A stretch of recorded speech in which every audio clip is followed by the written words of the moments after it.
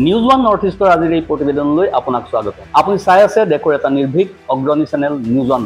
প্ৰিয় দৰ্শক, আপোনাক এটা হাস্যৰসিক কাহিনী শুনাম।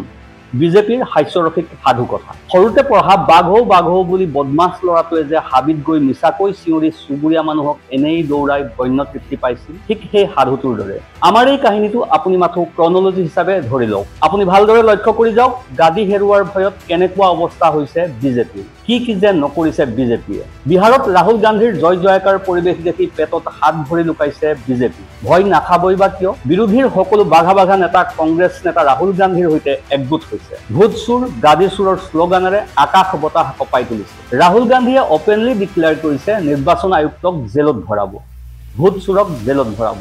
ভয় খাবলগীয়া, কাৰণ সততে পাপ্পু বুলি বিজেপিয়ে ইটিকিং কৰি অহা ৰাহুল গান্ধীয়ে ভোট চুৰ ধৰিবলৈ এইকেইদিন বিহাৰত ৰুদ্ৰমূৰ্তি ধাৰণ কৰিছে। আৰু ৰাহুল গান্ধীৰ সমানেই ভোট চুৰ ধৰিবলৈ বিহাৰত ৰাজপথলৈ ওলাই আহিছে লাখ লাখ জনতা। ধৰিবলৈ লৈছিলেই সৌসিদিনা বিহাৰৰ ৰাজপথত ৰাইজে পহু খেদা দিলে বিজেপিৰ সহযোগী নীতিশ কুমাৰ মন্ত্ৰীসভাৰ এজন কেবিনেট মন্ত্ৰী।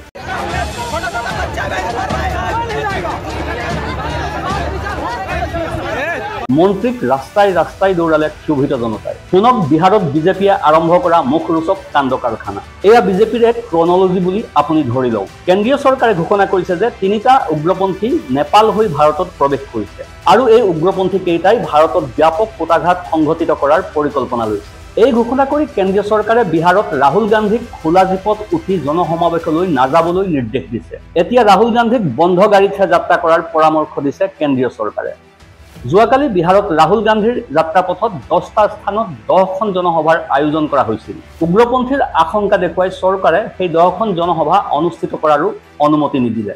ৰাহুল গান্ধীৰ এই ভোটাধিকাৰ যাত্ৰাত প্ৰিয়ংকা গান্ধী, কানিমোঝি, MK ষ্টেলিন, তেজস্বী যাদৱ, মুকেশ চাহানী আৰু খুদ ৰাহুল গান্ধীয়ে বিহাৰৰ সৰ্বত্ৰে প্ৰচাৰ চলাই জনসাধাৰণক মুকলিকৈ বুজাই দিছে যে দেশৰ নিৰ্বাচন আয়োগ ভোট চুৰিত নামি পৰিছে আৰু এই চুৰি ভোটেৰে বিজেপিক জয়ী কৰাইছে। 12 দিন অহৰ্নিশে বিহাৰত বিৰোধী শক্তিয়ে প্ৰচাৰ চলাইছে। বিহাৰত এতিয়া বিজেপিৰ ভোট চুৰিৰ বিষয় বিদ্যুতৰ দৰে বিয়পি পৰিছে। ৰাহুল গান্ধীৰ এই যাত্ৰাত যেতিয়া সমগ্ৰ দেশৰ পৰা ইণ্ডিয়া ব্লকৰ সকলো নেতা আহি একগোট হিচাপে থিয় দিলে, তেতিয়াই ৰাহুল গান্ধীৰ এই যাত্ৰা শক্তি প্ৰদৰ্শনলৈ পৰিৱৰ্তিত হ'ল। আৰু ৰাহুল গান্ধীৰ এই শক্তি প্ৰদৰ্শনৰ সময়ছোৱাতেই কেন্দ্ৰীয় চৰকাৰৰ তৰফৰ পৰা খবৰ আহিল, ভাৰতত সন্ত্ৰাসবাদীয়ে প্ৰৱেশ কৰিছে। চৰকাৰৰ এই সন্ত্ৰাসবাদী প্ৰৱেশৰ ঘোষণাই ৰাহুল গান্ধীৰ যাত্ৰা ৰুদ্ধ কৰাৰ চেষ্টা চলাইছে। প্ৰিয় দৰ্শক, আপুনি ক্ৰনলজিৰ দিশে লক্ষ্য কৰক। প্ৰধানমন্ত্ৰী নৰেন্দ্ৰ মোদীয়ে কৈছিল যে তেখেতৰ চৰকাৰৰ পূৰ্বে সকলো স্থানতে ঘোষণা কৰা হৈছিল যে অচিনাকি বস্তু, অচিনাকি কোনো বেগ টোপোলা আদি দেখিলে সেইটো চুব নালাগে আৰু ততালিকে আৰক্ষীক খবৰ দিব লাগে, কাৰণ সেইটো বোম হ'ব পাৰে। কিন্তু মোদী চৰকাৰ অহাৰ পিছতো তেনেকুৱা একো হ'বই নালাগে। মোদীজীয়ে সকলো ঠিকেই কৈছে, পূৰ্বতে আগতীয়াকৈ জাননী পাইছিল, কিন্তু বৰ্তমান সন্ত্ৰাসবাদীয়ে বোমা ভৰ্তি গাড়ীৰে সেনাৰ কনভয়ৰ পাছত সোমাই যাব পাৰে আৰু লগে লগে ঘটি যাব পাৰে পুলৱামা কাণ্ড। চৰকাৰেতো একো গমেই নাপায়, ইণ্টেলিজেন্সে একো খবৰেই নাপায়। এতিয়া সন্ত্ৰাসবাদীয়ে চিধাই কাশ্মীৰত প্ৰৱেশ কৰি চৰকাৰী কৰ্মচাৰীক হত্যা কৰি আঁতৰি যায়।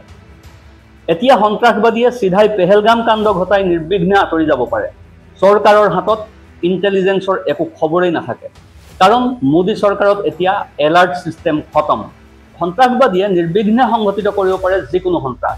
প্ৰধানমন্ত্ৰী মোদীয়ে নোটবন্দী কৰি দেশৰ পৰা সন্ত্ৰাসবাদক নিৰ্মূল কৰাৰ কথা কৈছিল। প্ৰধানমন্ত্ৰী মোদীয়ে অপাৰেশ্যন সিন্দুৰৰ যোগেদিও সন্ত্ৰাসবাদ খতম কৰাৰ কথা কৈছিল। প্ৰধানমন্ত্ৰী মোদীয়ে চাৰ্জিকেল ষ্ট্ৰাইক কৰিও সন্ত্ৰাসবাদ নিঃশেষ কৰিছিল। পাকিস্তানৰ সন্ত্ৰাসবাদীক প্ৰধানমন্ত্ৰী মোদীয়ে বিচাৰি বোমাৰে উৰুৱাই দিছিল। কিন্তু এইকেইটা সন্ত্ৰাসবাদী নেপাল হৈ ভাৰতত কেনেদৰে প্ৰৱেশ কৰিলে?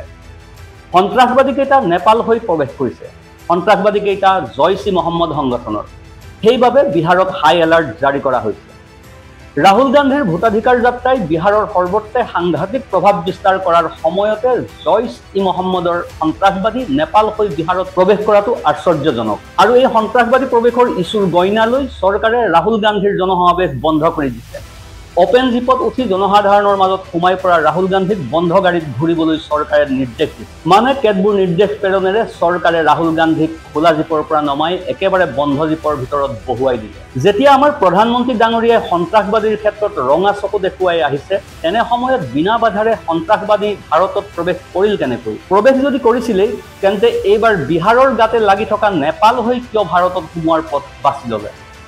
ৰাহুল গান্ধীয়ে বিহাৰত ভোট চুৰিৰ প্ৰতিবাদত জনযাত্ৰা কৰি আছে। এই ভোট চুৰিৰ বিষয়ত সন্ত্ৰাসবাদীৰ আকৌ কি সম্পৰ্ক? জয়ছৰ সন্ত্ৰাসবাদী, 3টা সন্ত্ৰাসবাদীয়ে প্ৰৱেশ কৰিছে, সাংঘাতিক ঘটনা ঘটোৱাৰ পৰিকল্পনা লৈছে। এই সকলোবোৰ যদি চৰকাৰে জানে তেন্তে ধৰিব পৰা নাই কিয়? বিহাৰত জনজাগৰণ যাত্ৰা কৰি যদি ৰাহুল গান্ধীৰ নেতৃত্বত অনাগত নিৰ্বাচনত ইণ্ডিয়া ব্লক জয়ী হয়, তাত সন্ত্ৰাসবাদীৰ মূৰৰ বিষ উঠাৰ কি যুক্তি থাকিব পাৰে? বিজেপিয়েতো প্ৰায়ে কয় ৰাহুল গান্ধীয়ে পাকিস্তানৰ পক্ষতহে চিন্তা কৰে বুলি। তেন্তে সন্ত্ৰাসবাদী প্ৰৱেশৰ ঘটনাটোৰে ৰাহুল গান্ধীৰ যাত্ৰাত কেনেদৰে প্ৰভাৱিত কৰিবলৈ গৈছে চৰকাৰে? ক্ৰনলজিৰ দিশে লক্ষ্য কৰক। ৰাহুল গান্ধীৰ এই ভোটাধিকাৰ যাত্ৰাই বিজেপি আৰু বিহাৰৰ নীতিশ কুমাৰ চৰকাৰৰ ভেটিত কঁপনিৰ সৃষ্টি কৰিছে। নীতিশ কুমাৰ চৰকাৰৰ মন্ত্ৰীক জনসাধাৰণে বিহাৰৰ ৰাজপথত দৌৰাই দৌৰাই খেদিছে, মানে একেবাৰে পহু খেদা দি খেদিছে। মন্ত্ৰীজনক জনতাই আক্ৰমণ কৰিবলৈ খেদিছে আৰু মন্ত্ৰীয়ে প্ৰাণৰ ভয়ত ৰাস্তাত প্ৰাণ তাকি দৌৰি পলাইছে। আৰু আন দিশে সেই একেখিনি জনতাই নিজৰ কাম বন বাদ দি ৰাহুল গান্ধীৰ পিছে পিছে সকলো স্থানলৈ যাত্ৰা কৰিছে। এনে পৰিস্থিতি দেখি মুখ্যমন্ত্ৰী নীতিশ কুমাৰে বিহাৰ ত্যাগ কৰি দিল্লীত আশ্ৰয় লৈছেগৈ। দিল্লীত 2টা দিন কটোৱাৰ পাছত যেতিয়াই নীতিশ কুমাৰ বিহাৰলৈ ঘূৰি আহিল, ঠিক তাৰ পাছতেই আহিল ভাৰতত নেপাল হৈ জয়ছৰ সন্ত্ৰাসবাদী প্ৰৱেশৰ খবৰটো। লগে লগেই ৰাহুল গান্ধীৰ যাত্ৰাত নীতিশ চৰকাৰে আনিলে চৰকাৰী বাধা। আৰু এটা ক্ৰনলজিলৈ মন কৰক, কাৰণ সন্ত্ৰাসবাদী প্ৰৱেশৰ বিষয়টোত ৰাহুল গান্ধীয়ে নিশ্চয় ভয় কৰিব, কাৰণ তেখেতৰ ঘৰতেই তেখেতৰ পিতৃ ৰাজীৱ গান্ধীক সন্ত্ৰাসবাদীয়ে হত্যা কৰিছে, তেখেতৰ আইতাক ইন্দিৰা গান্ধীক সন্ত্ৰাসবাদীয়ে হত্যা কৰিছে। এইবোৰৰ পৰা সন্ত্ৰাসবাদী প্ৰৱেশৰ কথাটোৱে ৰাহুল গান্ধীক শংকিত কৰি তুলিব আৰু ৰাহুল গান্ধীয়ে ভোট চুৰি প্ৰচাৰ আৰু ভোটাধিকাৰ অভিযান যাত্ৰা সাময়িকভাৱে স্তব্ধ কৰিব।